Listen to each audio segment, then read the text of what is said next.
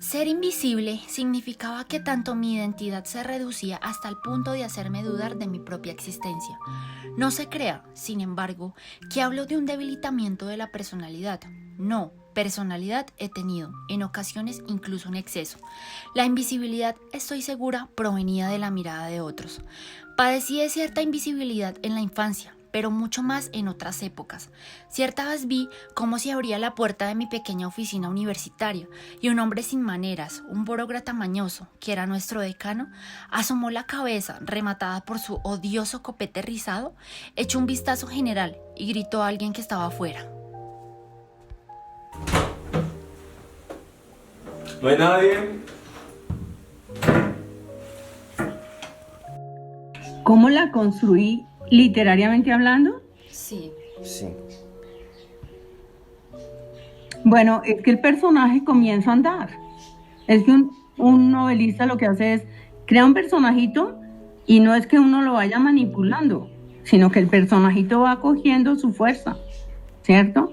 Y empieza a enfrentarse a un montón de situaciones, ¿no? Entonces, muchas de esas situaciones como fueron vividas eran relativamente fáciles de transformar en palabras. Básicamente lo que yo estoy mostrando es el poder de la mirada, pero sobre todo de la madre. Porque es que la mirada de la madre configura el yo del niño y la mirada de los demás.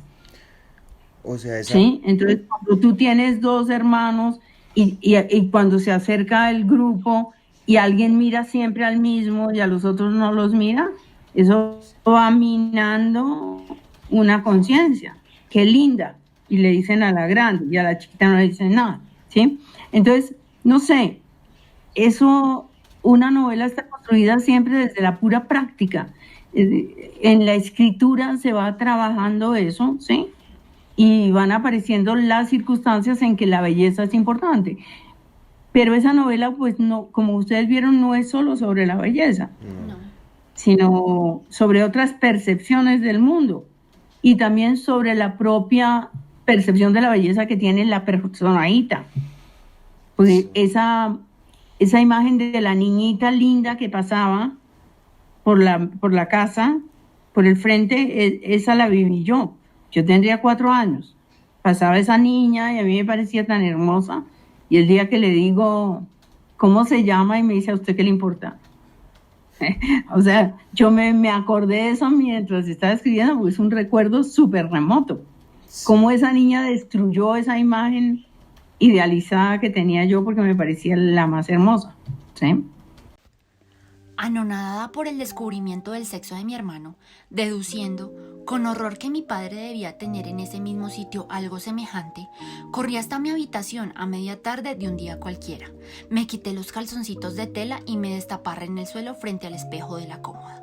No solo para analizar las diferencias, sino para examinar a fondo lo que escondía entre mis piernas, que nunca, vaya uno a saber por qué, se me había ocurrido examinar. Mientras me metía los dedos en aquella ranurita, se alzaba una lengua diminuta y pálida. Entró Narcisa con una canasta que acababa de vaciar y se quedó mirándome con una severidad solo superada por el asombro, con una intuición de lo prohibido que no sé de dónde resultó a los 5 años. Cerré mis piernas y me bajé el vestido, pálida como la muerte. ¡Ah! ¡Eso es pecado!, sentenció Narcisa, y enseguida añadió algo peor. Le voy a contar a su mamá. Mi madre no se daba por vencida en la esforzada tarea que había emprendido. ¿Podría mi pelo de bilucho llegar a tener una consistencia siquiera parecida a la de la recia y abundante melena de mi hermana? Se haría lo posible, aunque fuera solo por una vez. Pues no hay belleza completa en una mujer si no tiene una cabellera de rizos sueltos, de alegres bucles ondeando el viento. Y yo empecé a acordarme que al contrario, yo siempre pensé que a mi mamá yo le había parecido fea. Y de los trucos que hacía mi mamá para hacerme parecer menos fea, pero sobre todo se me ocurrió la idea de que mi mamá, a través de la lectura y de las cosas intelectuales, trató de darme un piso para que yo pudiera soportar, digamos, esa ausencia de belleza. En mi cabeza esa era mi interpretación. Entonces, mientras leía en ese avión, tomaba muchas notas, porque ese libro disparó absolutamente la memoria de mi infancia. Y cuando llegué a Bogotá, abandoné la novela que estaba haciendo y me puse a escribir con gran entusiasmo El prestigio de la belleza. Además, me permitía reflexionar sobre un tema que nos concierne a todos, pero especialmente a las mujeres, ¿no?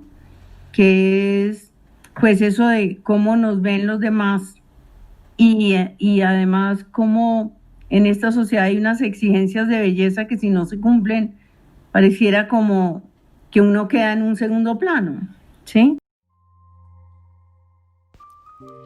¿Qué me hacía indigna de ser amada? Lo primero que se me ocurrió fue mirarme en el espejo. Lo que vi era perfectamente conocido, una niña común y corriente, de nariz chata y frente muy amplia. Hice el ejercicio de volver a cero, de hacer de mi consentimiento tabula rasa, como predicó Descartes, de desconocerme.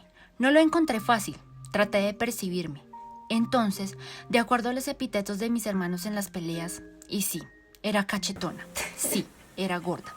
Mi boca era un corazón minúsculo, mis ojos un par de rendijas iluminadas. Sí, era fea.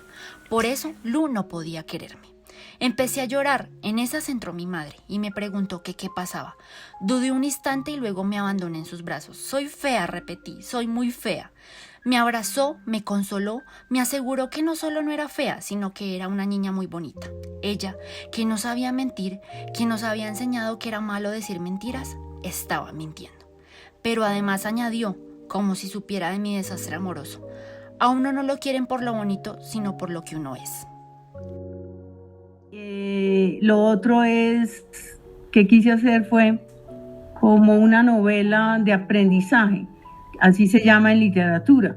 Es decir, la novela que muestra cómo en la infancia y en los comienzos de la adolescencia una persona se apertrecha, se llena de elementos que le permiten, digamos, estar en el mundo de una determinada manera. También reflexioné sobre una sociedad, la sociedad antioqueña de donde yo vengo, que hace unas exigencias de belleza muy concretas que tienen, o por lo menos eso era en mi época, como connotaciones raciales. Es decir, que allí donde no se llenaban los requisitos de la raza blanca, había como una desaprobación, ¿sí? Entonces, nada, quise como cuestionar un montón de cosas a partir de una novela que me la imaginé siempre como leve, divertida, porque tenía que asumir eso con humor, no lo podía asumir de una manera trágica, ¿sí? O dramática. Y bueno, una novela que luego vi que tenía mucha acogida entre los adolescentes, entre la gente muy joven, porque la gente joven que está en esos momentos de transformación física, ¿sí? Tiene muchas inseguridades, ¿no? Y la mirada de los otros es muy importante. Siempre la mirada de los otros es muy importante y nos determina, ¿no? Y nosotros vamos creando una imagen de nosotros mismos que nos sirve para mantenernos con un mínimo de seguridad, ¿no? Hay unos que no lo consiguen y son desdichados, ¿no? Aquellos que no logran reconciliarse con su propia imagen. Antes de irme, conquisté el corazón de Simón. «Eres bonita», me dijo mirándome con la atención que un arqueólogo mira la pieza que acaba de sacar de la tierra. Era una buena noticia que traté de asimilar. Correcto era que yo dijera gracias, o tú también, pero solo acaté a reírme. Desconcertada, Simón, larguísimo y pálido, era el más bello de aquel grupo de jóvenes alazanes y el más codiciado por las otras niñas. «Pero eres rara», añadió, y no supe si aquello era un elogio o una objeción irremediable. Entonces Simón sacó de su bolsillo una zanahoria y comenzó a morderla con ahínco. Entre mordisco y mordisco, en su canto se desvaneció. No podía creerlo. La belleza había tocado mi puerta y era insípida como aquella inocente zanahoria. Desde el primer momento sospeché que aquel amor era imposible, y no tanto por el orden carcelario que me oponía, no concibiera un romance entre aquella chica de 14 años con un hombre que me doblaba la edad, cuanto porque me sabía poco deseable en medio de aquel harén, a pesar de que en él la belleza no era mercancía corriente. Yo era una adolescente con los dientes montados y un montón de pecas sobre la nariz. ¿Quién podría quererme así? Tan convencida estaba de mi derrota que firmé capitulaciones antes de emprender la guerra. Decidí que esta la daría solo en papel y en el más grande secreto. Bueno, este es un libro que nació a raíz de, digamos, de unas memorias de mi propia vida, o sea, como una cosa autobiográfica. Pero cuando empecé a escribir el libro, el personaje que era yo, digamos que se disoció de mí y tomó como vida propia.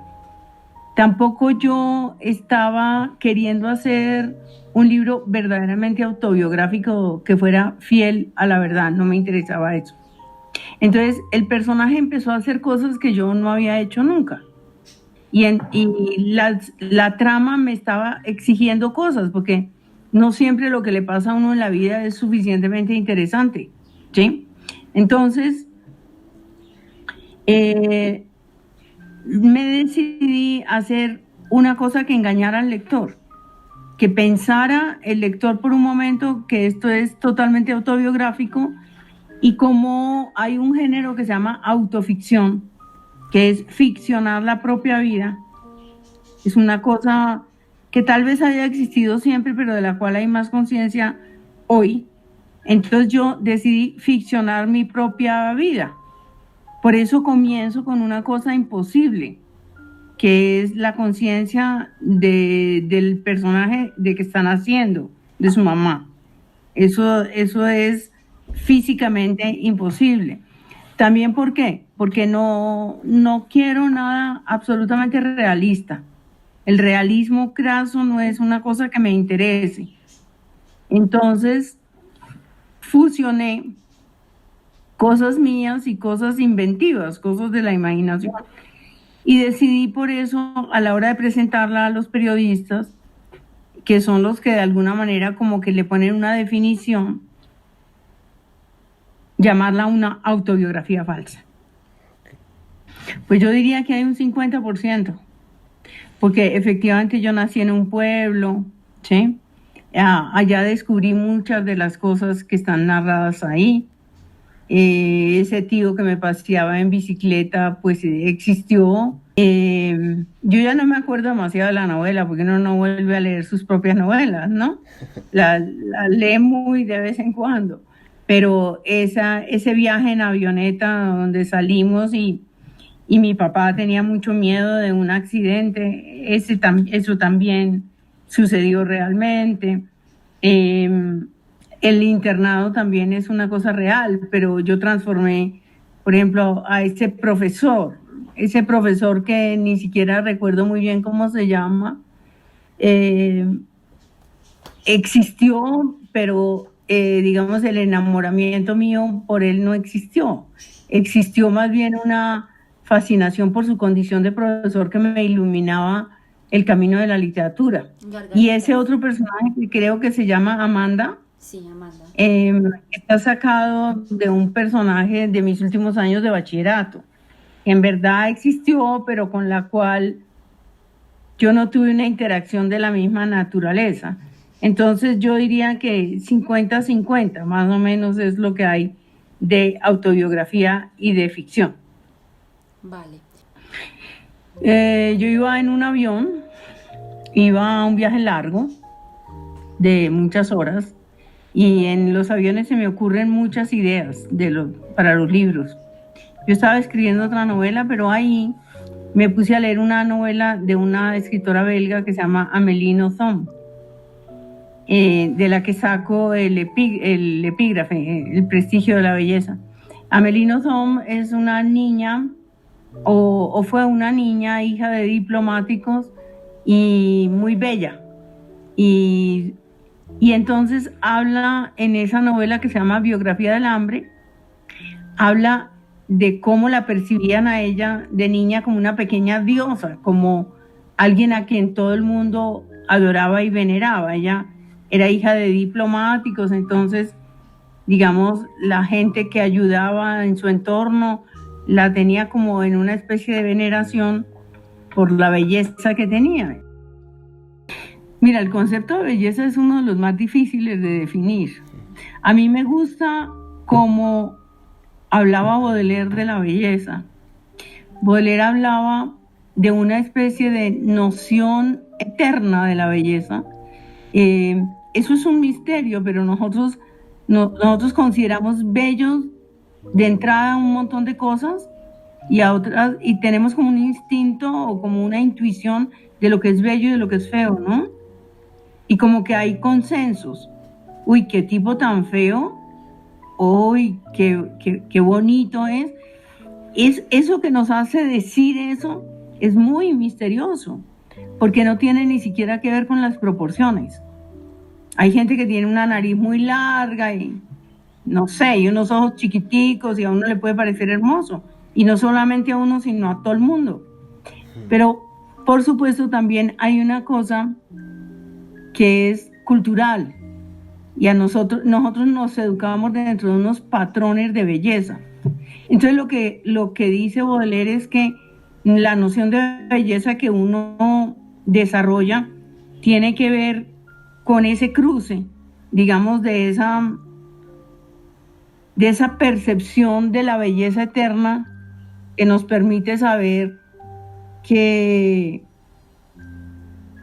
las mujeres de la pintura clásica las podemos llamar hermosas, ¿sí?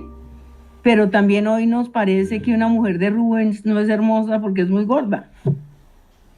Y nosotros adoramos la flacura, ¿cierto? Nos enseñaron a adorar a la gente flaca. Entonces hay mucho de lo que la época pone. Y también de los prejuicios. Entonces resulta que antes, pues a la gente le parecía que los negros no eran bonitos. Y resulta que eso lo hemos revalorado totalmente, ¿no? Y hay mujeres o hombres negros que nos parecen infinitamente más hermosos que los blancos que están a su lado, que pueden ser modelos, ¿sí? Y también indígenas, podemos ver la belleza de lo indígena. Entonces, deshacer los prejuicios nos permite una noción mucho más amplia de la belleza y permitir que el ojo vea de una manera nueva y revalorar lo bello. También encontramos bello no la belleza armónica, sino lo desajustado. Eso ya lo hizo la pintura. La pintura en el siglo XIX comienza a desbaratar esos patrones de belleza de lo clásico, de manera que a nosotros nos pueden parecer hermosos los cuadros de Bacon, ¿sí? O de Egon Schiele. O sea, también lo dijo Baudelaire. No lo dijo, pero lo plasmó. Lo feo puede ser bello, ¿sí? Entonces los conceptos de belleza van cambiando, Se van no digo transformando. vertiginosamente, pero sí lentamente. De manera que nosotros podemos considerar bellas hoy personas sin armonía de ninguna índole en sus rostros. Por lo menos a mí me gusta la belleza extraña. No me gusta la belleza arquetípica, ni lo que nos vende el comercio sobre lo que es belleza, que es esta cosa estereotipada de la mujer rubia, flaca, de una determinada estatura, ¿sí?